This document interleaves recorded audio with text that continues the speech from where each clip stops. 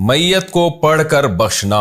میری والدہ کا جنوری میں انتقال ہوا تھا، ہم ان کے لیے کیا کیا صدقہ جاریہ کر سکتے ہیں؟ نیز کیا ان کو کچھ پڑھ کر بخش سکتے ہیں؟ یہ کہاں تک صحیح ہے اور کیا اس کا ثواب میت کو پہنچتا ہے؟ مسز عمر ریاض سے۔ قرآن کی تلاوت وغیرہ پڑھ کے میت کو ثواب پہنچانا، جس کو ایصال ثواب کہتے ہیں، اس میں یہ اختلافی مسئلہ ہے۔ احناف کے ہاں یہ جائز ہے، بعض فقہا اس کی حقیقت کے قائل نہیں ہے۔ تو انسان کو ایک فقہ کو فالو کرنا چاہیے اور دوسرے فقہا کا بھی احترام کرنا چاہیے۔ اس کے دلائل کیا ہیں احناف کے، وہ میں کئی بار مسائل میں ریکارڈ کروا چکا ہوں، مضبوط دلائل ہیں۔ لیکن اتنی بات تو بہرحال ثابت ہے کہ اتفاقی چیز کیا ہے، وہ یہ ہے کہ پیسوں کا صدقہ کیا جائے۔ اس میں تمام فقہا کا اتفاق ہے کہ اس کا ثواب میت کو، جو بھی یعنی معتد بھی فقہا ہیں جو ان کا اتفاق ہے کہ اگر آپ پیسے صدقہ کرتے ہیں یا کوئی کنواں کھدوا دیتے ہیں یا کوئی اور صدقہ جاریہ کا انتظام کرتے ہیں تو اس کا ثواب تو بہرحال یقینی پہنچتا ہے۔ اور حدیث میں بھی یہ چیز منصوص ہے۔ نبی صلی اللہ علیہ وسلم سے ایک صحابی نے پوچھا، میں اپنی ماں کی طرف سے صدقہ کرنا چاہتی ہوں، افاتصدق عنہا ان امی توفیت عنی، میری ماں کا انتقال ہو گیا ہے، افاتصدق عنہا، کیا میں ان کی طرف سے صدقہ کروں؟ آپ نے فرمایا ہاں۔ تو اس لیے زیادہ فوکس جس چیز کو کرنا چاہیے وہ ہے پیسے صدقہ کریں اپنی والدہ کے لیے، اور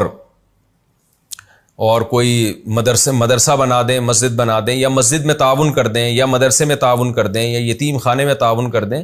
اس طرح سے کوئی بھی صدقہ جاریہ ہو، یا ویسے ہی کوئی صدقہ کسی غریب کی مدد، اور دل میں نیت کر لیں کہ اس کا ثواب میری والدہ کو پہنچے، تو یہ انشاءاللہ آپ کی والدہ کو ثواب پہنچے گا۔ میں بھی دل سے دعا کرتا ہوں اللہ تعالیٰ آپ کی والدہ کی مغفرت فرمائے اور ان کے درجات کو بلند کرے۔ قرآن بخشنے کا طریقہ کیا ہے؟ قرآن مجید بخشنے کا صحیح طریقہ کیا ہے؟ کہتے ہیں کہ پہلے الحمد شریف پڑھے گا، پھر حمد و ثنا کرے گا، پھر تینوں قل پڑھے، پھر اس کے یہ کہے کہ اس کا ثواب ہمارے نبی صلی اللہ علیہ وسلم کو اور اس کے بعد حضرت آدم سے لے کر قیامت تک آنے والے تمام انسانوں کو پہنچائے، پھر آخر میں جس کے لیے قرآن پڑھا گیا اس کا نام لے کر بخش دے۔ کیا یہ طریقہ صحیح ہے؟ آفرین انڈیا سے۔ دیکھیں، قرآن بخشنے کا کوئی مخصوص طریقہ صحابہ سے ثابت نہیں ہے، صرف اتنا ثابت ہے کہ نبی صلی اللہ علیہ وسلم نے صدقہ کرنے کا حکم دیا ایک صحابیہ کو کہ وہ اپنی ماں کے لیے صدقہ کریں۔ تو اس سے علماء نے استدلال کیا کہ صدقہ بھی ایک نیکی ہے، تو کوئی بھی نیکی کسی کے لیے بھی کی جا سکتی ہے۔ تو بہتر تو یہی ہے کہ جس چیز کا حدیث میں صراحتاً ذکر ہے اسی کو فالو کریں، یعنی صدقات و خیرات کیا کریں میت کے لیے۔ لیکن کوئی قرآن یا کوئی اور نیکی پڑھ کے بھی اگر ایصال ثواب کرنا چاہتے ہیں تو بھی ٹھیک ہے، اس کا کوئی خاص طریقہ نہیں ہے، بس دل میں نیت کر لیں کہ اللہ اس کا ثواب فلاں کو پہنچے۔ باقی یہ جو کہا جاتا ہے پہلے الحمد شریف پھر فلاں، پھر یہ، اس کا کوئی ثبوت نہیں ہے۔ کوئی بھی نیکی کسی بھی طریقے سے کی جا سکتی ہے اور دل میں یہ دعا کی جا سکتی ہے اللہ اس کا ثواب فلاں کو پہنچا دے۔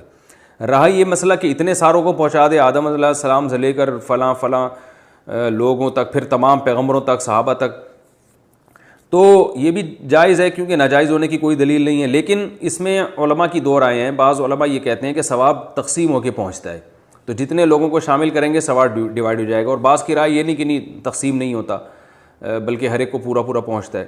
تو ان میں سے کسی بھی مسلک پہ کوئی مضبوط قرآن و سنت سے دلیل کسی کے پاس نہیں ہے کہ اللہ کی رحمت سے امید کی جا سکتی ہے کہ اللہ سب کو سارا ہی ثواب پہنچا دیں، اللہ چاہیں تو ڈیوائڈ کر کے پہنچا دیں۔ تو اس لیے کوئی ایسا خاص طریقہ نہیں ہے، جس طرح سے چاہیں کر لیں آپ۔ میرا جو اپنا معمول ہے، میں تو یہی کرتا ہوں کہ ایک تو صدقات و خیرات کو فوکس کرتا ہوں۔ جو میرا جو معمول ہے کہ جو میت کے لیے جو حدیث میں جو چیز منصوص ہے، جو متفقن علیہ، اور اگر قرآن پڑھ کے کرنا چاہیں تو دل میں بس اتنی نیت کہ سورہ فاتحہ پڑھی یا کوئی بھی سورت پڑھ لی، اللہ اس کا ثواب فلاں کو پہنچے، تو سب طریقے ٹھیک ہیں۔ جنازے کے سامنے قرآن پڑھنے کی حقیقت۔ جنازے کے سامنے جو لوگ قرآن پڑھتے ہیں یا سورہ یاسین پڑھتے ہیں، کیا یہ عمل حدیث سے ثابت ہے یا بدعت ہے؟ عبد الصمد صاحب نے انڈیا سے پوچھا ہے۔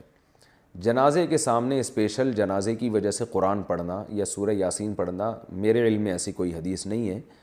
تو اور جب تک جنازے کو نہلایا نہ گیا ہو تو اس کے سامنے تلاوت کرنے کو فقہا نے غلط لکھا ہے، ناجائز لکھا ہے۔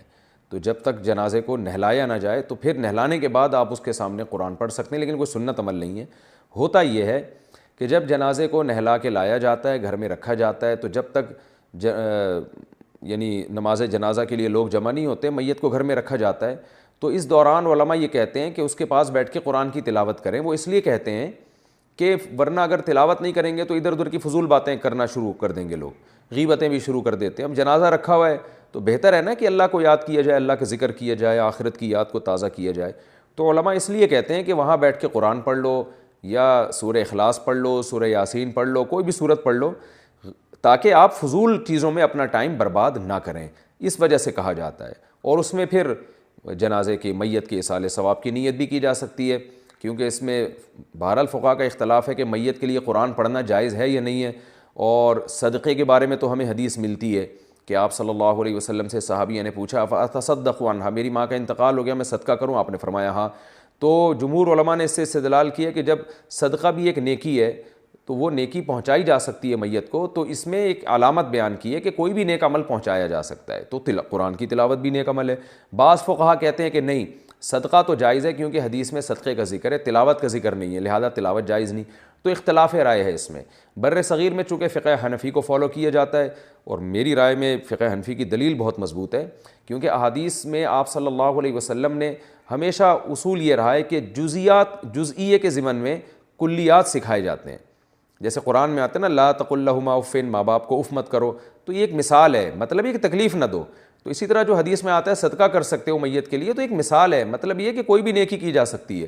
اور دوسری بات یہ کہ حنفیہ کا جو قول ہے نا اس میں ذرا وسعت زیادہ ہے، اللہ کی رحمت کو آپ پھیلا دیتے ہیں کہ بھئی اگر میت کے لیے تلاوت بھی جائز ہونے کا ہم فتویٰ دیں گے تو اس سے اس بہانے لوگ تلاوت کریں گے، ثواب حاصل کریں گے، اور اللہ سے امید ہے کہ اللہ اس میت کو اس ثواب پہنچائے گا، تو اچھا ہے نا، اللہ کی رحمت سے اچھی امیدیں لگائیں۔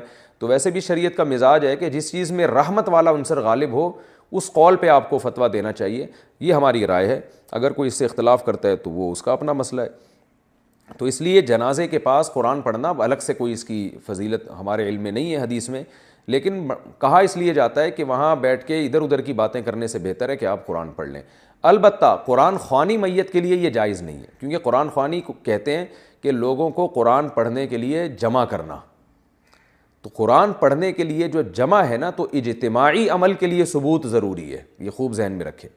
جیسے آپ اپنے طور پر 2 نفل کبھی بھی پڑھ لیں جائز ہے، لیکن اگر آپ لاؤڈ سپیکر میں اعلان کرتے ہو یا کارڈ چھپواتے ہو یا منادی کراتے ہو آؤ میں اشراق کے 2 نوافل پڑھ رہا ہوں، تمام حضرات سے گزارش ہے کہ مسجد میں آ جائیں، اب یہ اجتماعی عمل بن گیا، یہ بدعت ہو جائے گا۔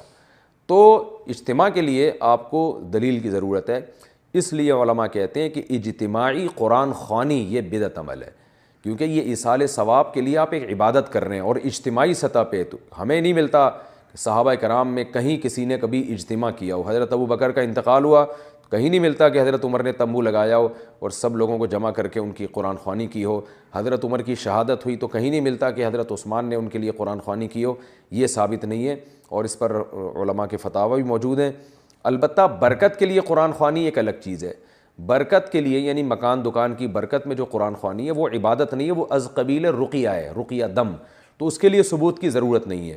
لیکن بہرحال بعض علماء اس کو بھی بدعت اس لیے کہتے ہیں، بدعت تو نہیں یعنی بدعت کی تائید کا ذریعہ بنتی ہے، تو بعض علماء کہتے ہیں کہ اس زمانے میں برکت کے لیے بھی قرآن خوانی نہیں کرنی چاہیے، بلکہ برکت کے لیے گھر کے اپنے لوگ مل کے قرآن پڑھ لیں یا نماز پڑھ لیں یا دعا مانگ لیں۔